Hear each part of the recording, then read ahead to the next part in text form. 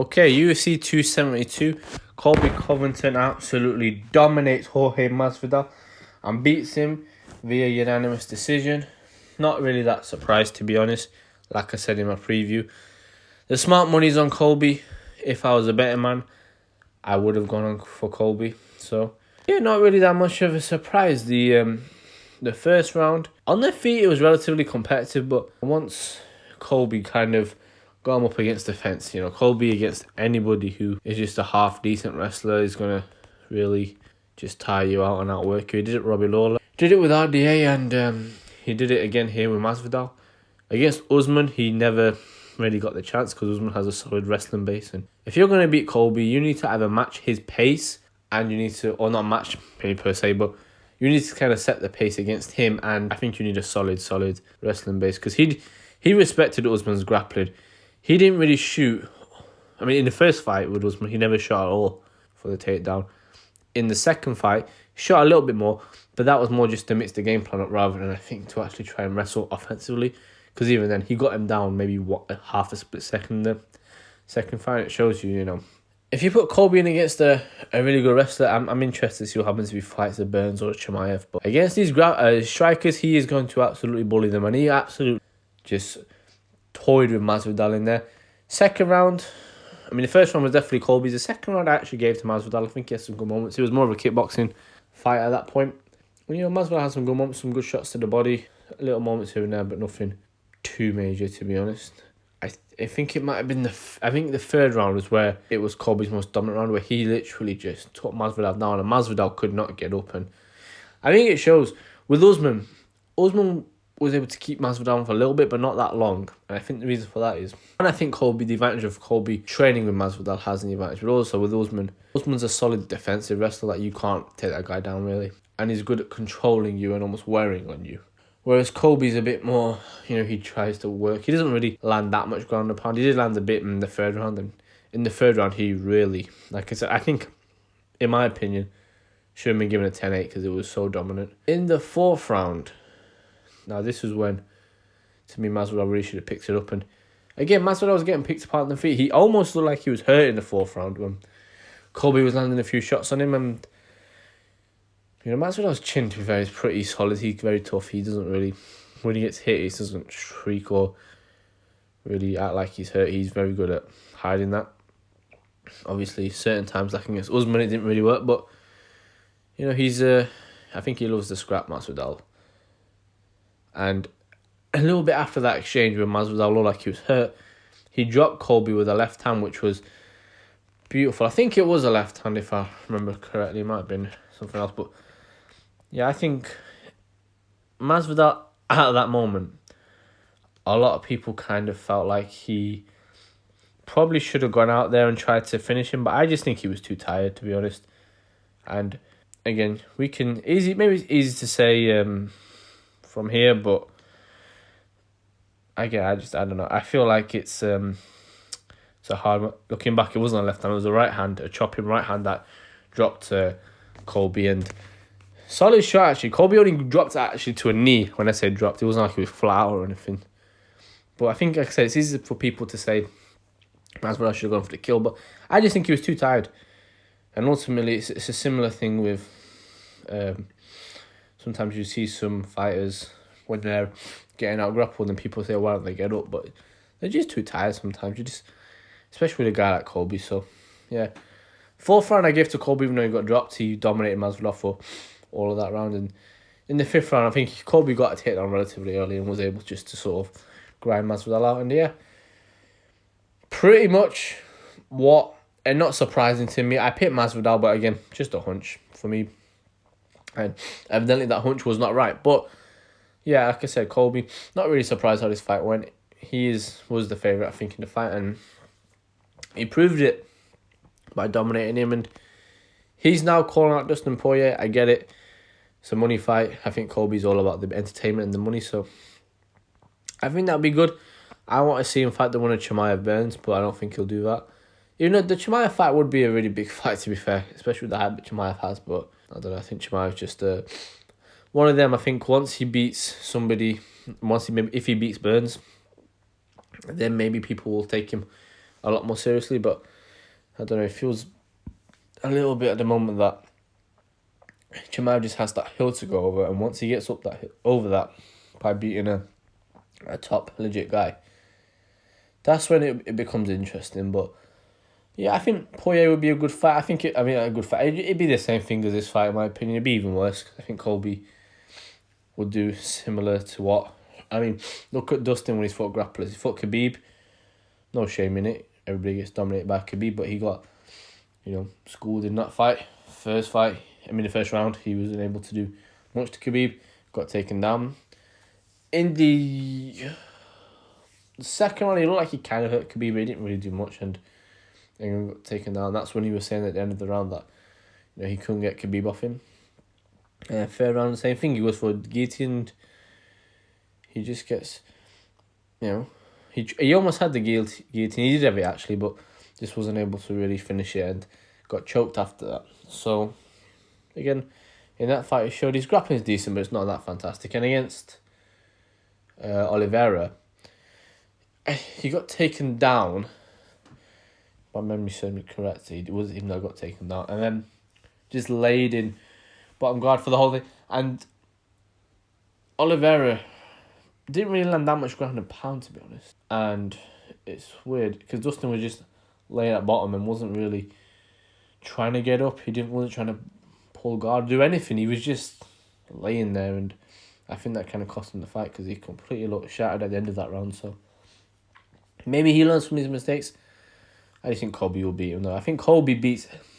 In this division, I'll be honest with you, Colby's record's pretty good, but the difference I would say between him and Usman is that Usman has beaten... Obviously, Usman's the champion, but he's beaten literally all different types of styles. Usman beat Colby, who's essentially the same as him. He's a grappler with decent striking.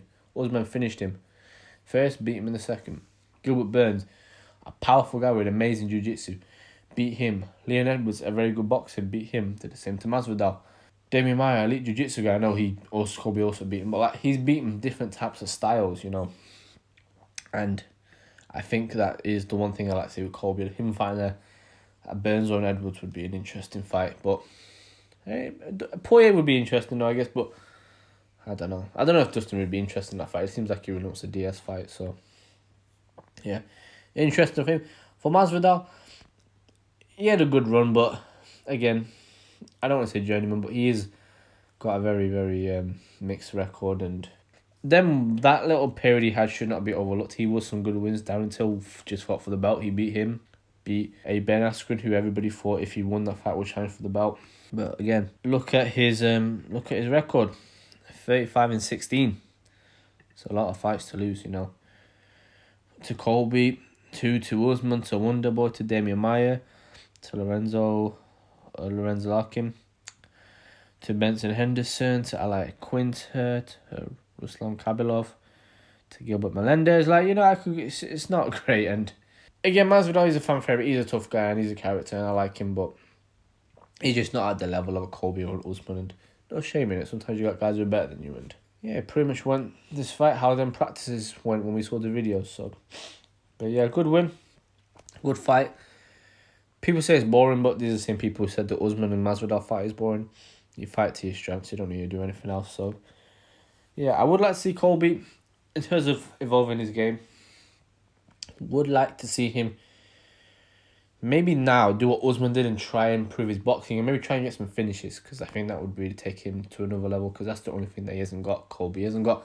You look at all them highlights of his fights. The amount of times that the spinning back fist gets played over and over again.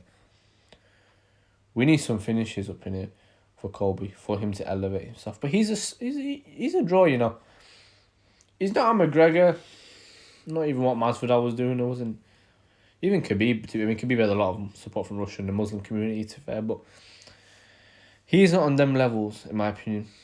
But he definitely does good biz for the UFC. Saw a lot of MSG, saw a lot of this one, so yeah, he deserves that respect. And I think he's a smart guy as well. He knows what's good for business. So yeah, I'd like to see him and Poirier is a good one. Yeah, good fight. And then moving down the card, if you then go on to the co-main, we had Rafael dos Anjos against Renato Moicano. Obviously, Moicano took it on, what was it, like a week's notice, if that, 6 days, and 165. And I said before, like, I predicted RDA, I think, to finish him in the 4th, but that was more out of hope, to be honest. Again, RDA is just not really a finisher, is he? So wasn't surprising to me how this fight went. RDA was a better grappler in there, you saw that, took him down at ease. First round he controlled and landed some good ground and pound. Second round did the same thing and he picked him apart a little bit on the feet. And, you know, Moicano didn't have the gas tank obviously for the 4-5s, and he looked very tired in the second, and that's when he started to labour. In the third, again, it was mostly just grappling from RDA. Some decent uppercuts from Moicano in there, to be fair to him, but nothing to scream about. And then RDA did hurt Moicano with the left high kick in that round, in the third, and almost finished him, and somehow he survived Moicano going into the 4th round. Moicano got absolutely whooped and battered and bloodied in it. It's an interesting thing in MMA because corners rarely ever stop fights. If anything, they actually go the other way around. You know, you look at what was the fighter? I forget the fighter who it was, but I remember there was one fighter who was trying to quit in one of the fights, and the corner were really adamant that she shouldn't do it. In boxing, that doesn't happen. In boxing, they're a lot more concerned about the fights. I don't know if it's because, in boxing, it's a bit more individual. So it could be that because, you know, you have obviously stables in boxing gyms, but in MMA it feels like it's a little bit more. Like, you look at Trevor Whitman, he's got Usman, Rose, and could potentially have Gaethje as a world champion. That's lightweight champion, welterweight champion, strawweight champ. And I think that kind of shows. But, you know, in boxing, you don't have that. You know, in boxing, you know,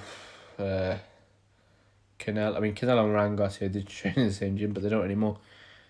But you don't have a guy who's Eddie Reynoso, who trains Canelo and also trains Errol Spence, and also trains Devin Haney. You know, my point is, like, it's not like a big thing in boxing where you have big teams in gyms, whereas MMA is like that. So maybe there isn't enough attention on the individual fighter. And that's one thing Colby did say, that when he moved gyms from ATT to MMA Masters, it was more focused on him, and he likes that. I think it's better for him, and I do agree with him on that, to be fair.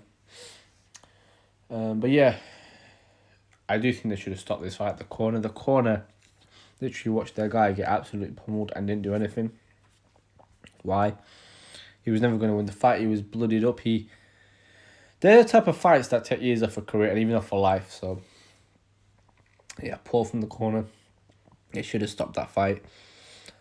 But, you know, he's a warrior, Moicano, and he did well. 5th round, he came back to try and make a bit of a rally of it, but didn't really do that much. Yeah, which is not surprising. And yeah, RDA gets the win, and for him next, he's talking about the Conor McGregors. That actually would be a good fight for Conor to come back to at 55, to be fair, because there is unfinished business with those two. So yeah, I think McGregor will be good.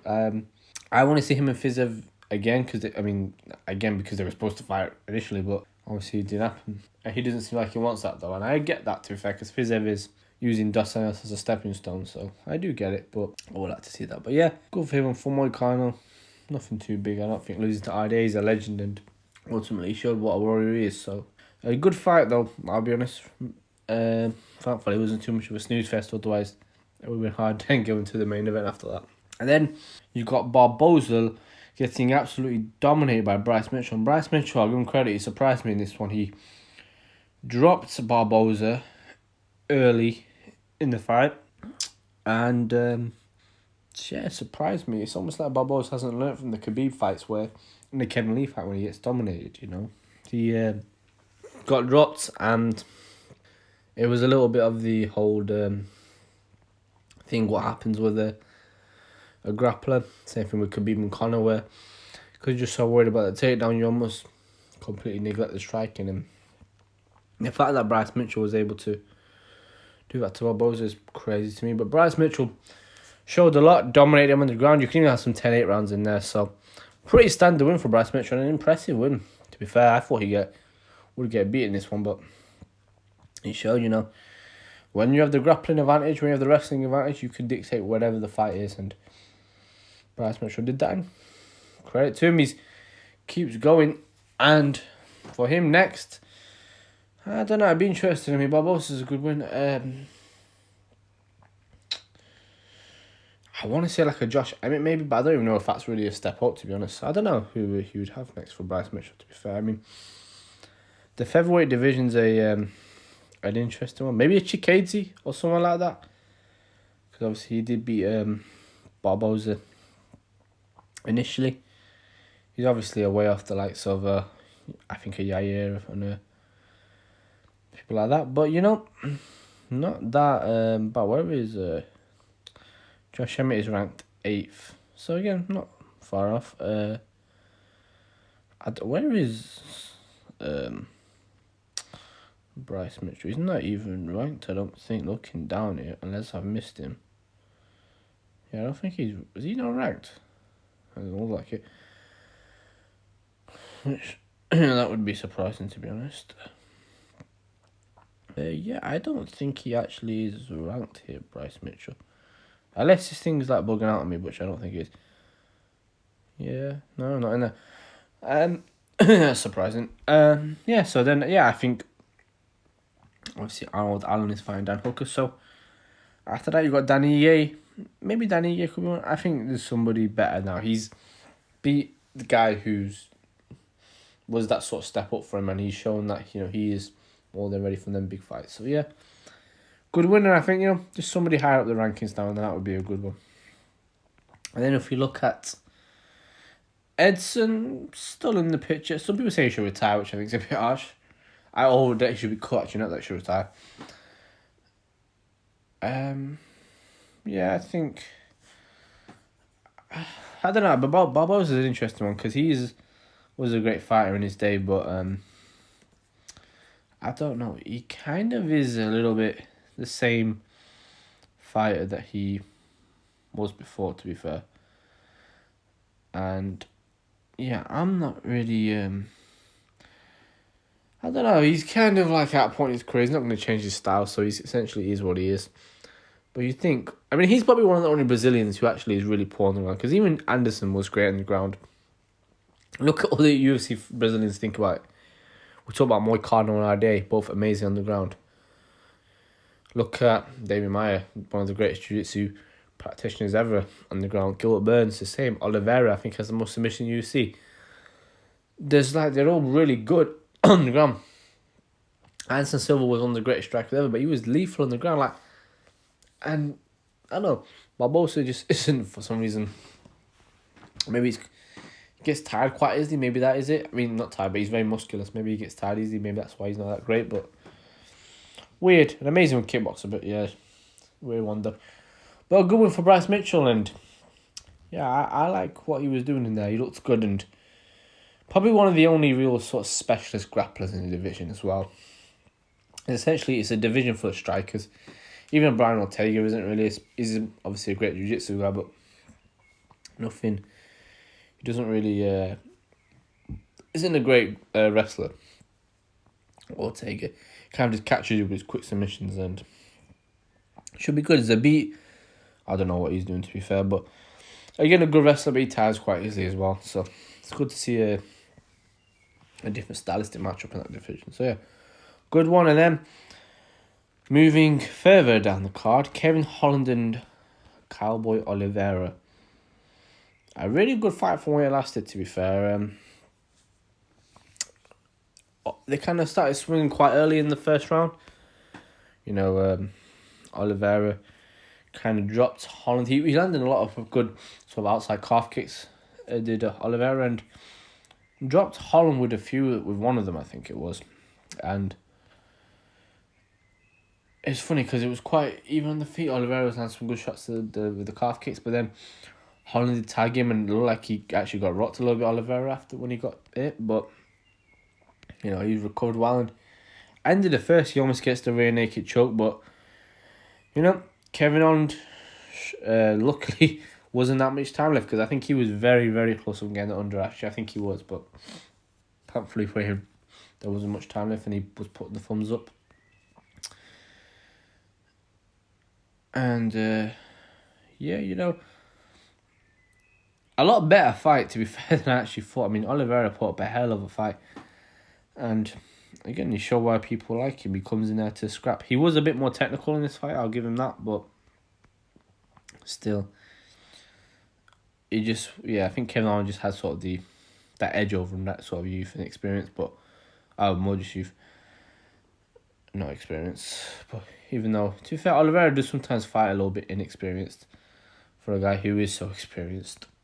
Which, again, some fighters are built in a way which is, no matter what, they're always going to fight in one way. And Oliveira tried to be a bit more technical in this fight, but just couldn't.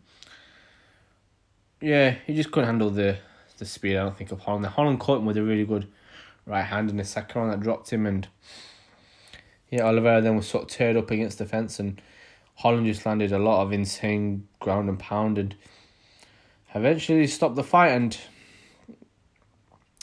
good stoppage, and Holland, he keeps going, showing that he's he's still got the momentum going on. He's obviously, that was his first fight at welterweight, and the way Kevin Holland was built, I did think he'd be quite good for welterweight, to be fair. So good showing is that he's could be an interesting player in this welterweight division, to be fair. Especially coming down a weight, when you fighting bigger guys at middleweight, fighting welterweights could be an interesting to see how he does against some of these guys. But Kevin Owens is building, so yeah, it'll be interesting to see how he does in the future. But a good win for him. Did what he needed to do. Second round, no real. He got, like I said, he got the rear naked, almost got rear naked chokes. But other than that, not that much adversity for him. It was a good scrap, and yeah, going for Holland. And then going on to the fight that opened the card, with Greg Hardy versus Sergey Spivak. I predicted Hardy to get finished in the third. He didn't even do that. He got finished in the first. And like I said with Greg Hardy, said in my preview, he's more athlete, power, all this kind of stuff, American football player, than actual fighter. And, you know, on the feet, nothing was really happening. Spivak was doing some good stuff. But once he got hold of him, he just dragged Hardy down, hip tossed him. Hardy got up, but then he got taken down again, and eventually Spivak was landing that ground and pound constantly. And Greg Hardy, there's a point where Hardy just did not look like he knew what to do down there. It looked a bit shook a little bit, and yeah, he kind of got finished. And you know, for Greg Hardy, he's again, he isn't a bad fighter. He does better than what I think people give him credit for, but he's just not. I just don't think he's there yet. And people don't like him because, like I said, all the stuff that happened with him. But I do wonder. He lost to Spivak, lost to Tuivasa, lost to Tibura, beat Maurice Green, De Castro, and then lost to Volkov. So if you look at his 1, 2, 3, 4, 5, 6, 7. In his last 7, he's won 2. Lost 5. How do you really justify keeping a guy like that around? It's not like he's got a fan base or really that much. So yeah, I don't know. But going for Spivak though, did what he needed to do, made short work of Hardy, didn't really have that much issues in there, and yeah, it wasn't that much of a surprise to me either. So yeah, good win for Spivak. Not much to say on that. And yeah, so for my predictions, I got the Spivak and Holland one right. I had the idea one, but obviously didn't get the specific finishes. And the Barboza and Masvidal one were the ones that I got wrong. I thought Barboza would win. I'm saying Masvidal, but they both got it done. The Mitchell one surprised me the most, to be fair. I didn't expect Bryce Mitchell to be that dominant, but the Masvidal one really shocked me. But yeah, not that surprising. A lot of it. Decent card. Nothing much to scream about, but you know, some good fights, 2 stoppages on it, so nothing. Again, not an unbelievable card, but not bad either. Some of these UFC cards, Been a bit lacklustre thus far, but we still got a long year to go. So yeah, until next time.